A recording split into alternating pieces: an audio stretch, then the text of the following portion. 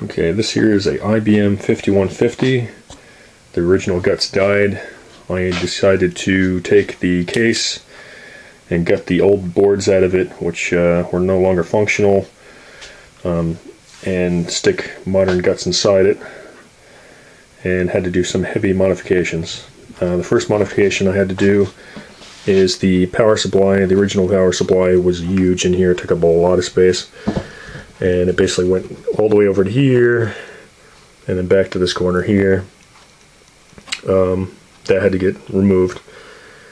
Then what I wanted to do is I still wanted to keep the original toggle power switch here, and that's part of the original power supply case here, so that had to go back in. And then a modern power supply had to go into the center of that space, in which I have a 300 watt out of a Dell. Ended up taking using the original power connector there, soldered it in direct here to a power cable, and the power cable goes into the modern power supply with the cord bent because it's really tight. The other thing I had to do is take the enclosure off of the 300 watt power supply, because the bolt that I ended up using for the fan, for the 80 millimeter fan, let's see if I can get in there.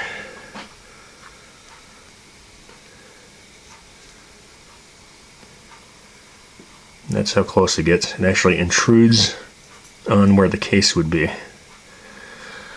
And on top of that, I ended up making a 90-degree bracket to hold the power supply in place out of a video card knockout. So I bent that at 90 degrees, and that's holding the power supply in place. The other thing I did was I don't know if you can see it, let's see. And that's the hard drive, which actually fits perfect underneath the right hand side 5 1/4 bay. And there's a piece of metal in the back here, towards the center, maybe a little offset from center, but let's see if I can get the camera angle right. You can see the screw head there. Got basically one screw holding the hard drive in place, but for the fact that it's resting flat, it's fine. The other thing I wanted to do is I wanted to have an optical drive, but still use the face of the 5 1/4 floppy. So I ended up cutting out the plastic here to make it so that there's an open slot, and this way I could take a disc and slide a disc in there. So here's a disc, goes in, and it pops back out because it's got spring tension on it from the optical drive from a laptop. I chose to use this drive because it doesn't have a tray. It's sort of like the same as a car stereo, where you'll put the disc in and eventually to accept it and then to pop it in. I'm not going to push this disc in right now, mainly because I'm still waiting for a cable, which goes into the back here, and it converts from a IDE for laptop to IDE for desktop. And so I'll be using the secondary IDE right there to tie that in. The model, again, in the drive is that.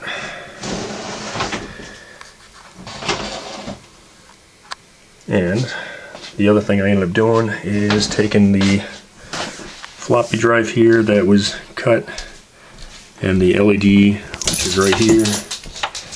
The LED is actually connected to the motherboard for a hard drive. So this LED right here is the hard drive indicator for the hard drive. Right here is a momentary switch. You push this in, it starts the system up. Over here for this one here, if you push that in, it ejects the disk. Ran into lots and lots of clearance issues. The biggest problem was the slot back here for the original 5150 does not line up with a modern motherboard. So the placement of the board had to be kind of back from the slots there, and there's 1/4" plywood, which is the backing for the bottom there, and I got brass standoffs that are actually glued with the Gorilla Glue into that, and that allows the board to rest on the bottom of the case without shorting out, because the wood actually acts as an insulator, in addition to the fact that it's got the standoffs which keeps it off of it also. Ended up having to make brackets here to move the connection from the motherboard to the back of the case here, and the only thing I could find that would work out perfect for the PS2 in the video was to get a KVM extension cable, which was a male to female, which was the shortest one they had was 6 feet. Ended up having to coil up the extra here, but let's see if I can get in there with the flashlight.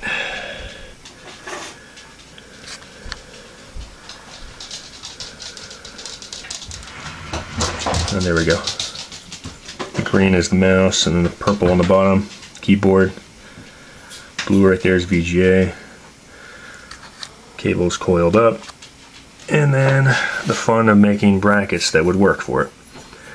The cool thing is that for the video there, I was able to take an old video card, take the board off of it, and lock the nuts here, the twist nuts, into the back here, and that made that.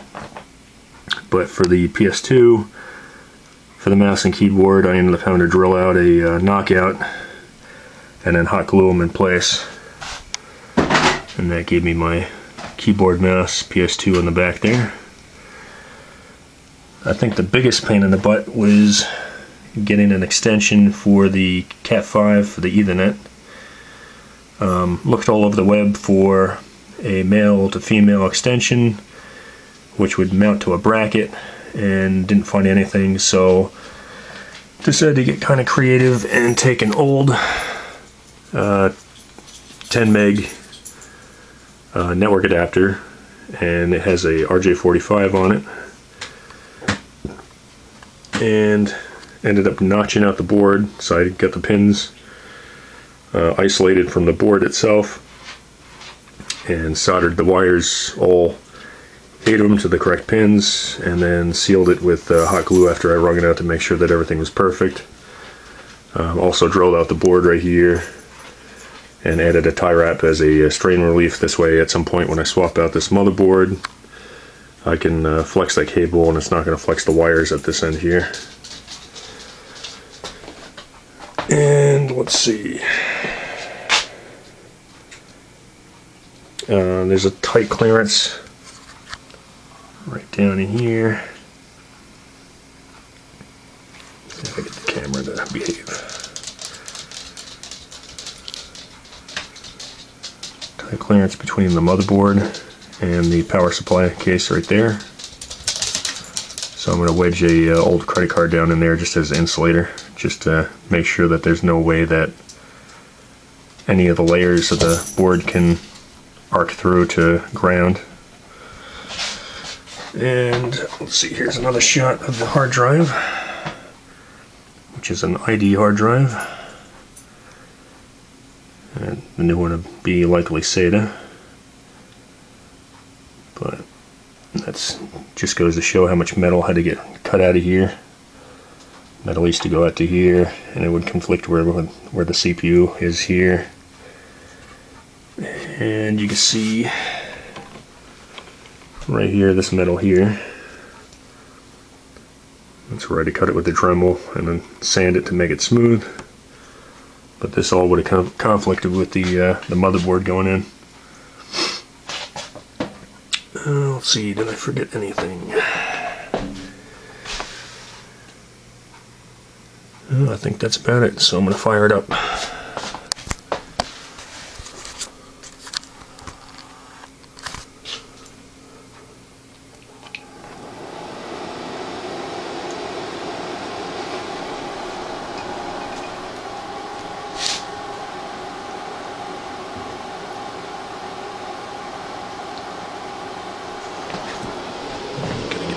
motherboard.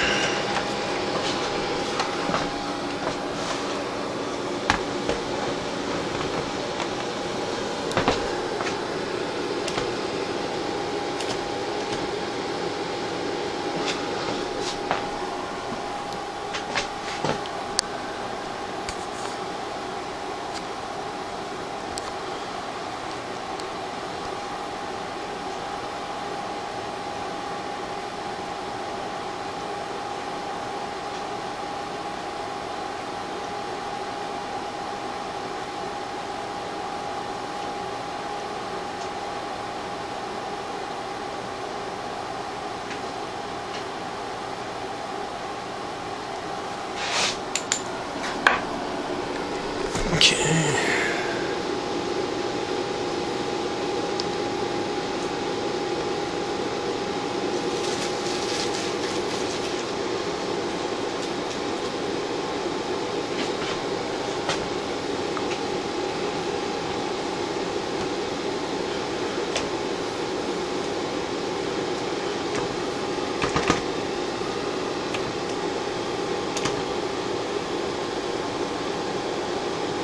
And there's a good forum to go to, computerhope.com.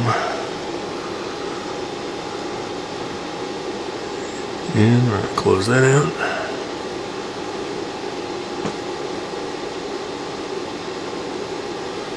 And shut it down.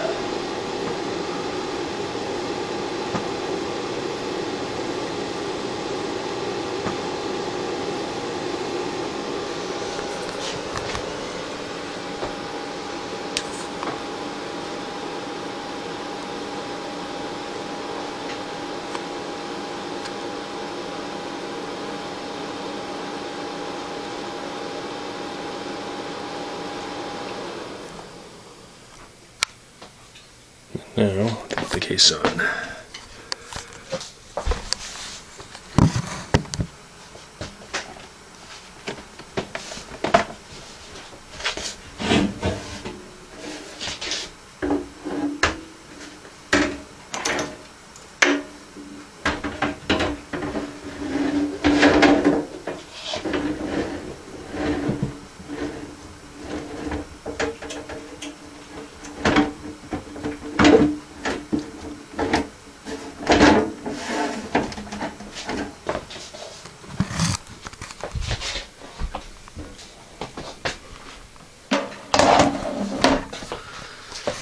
And there's the system. Let me turn it back on again.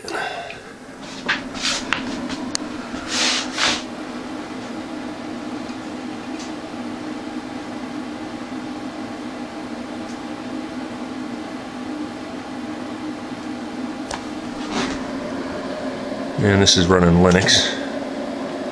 Did the install from Knoppix. It's very flexible with hardware. CPU is a Pentium 4, 2 gigahertz. It's got 1 gig of RAM. Motherboard came out of the old E-machine from about 2002-ish.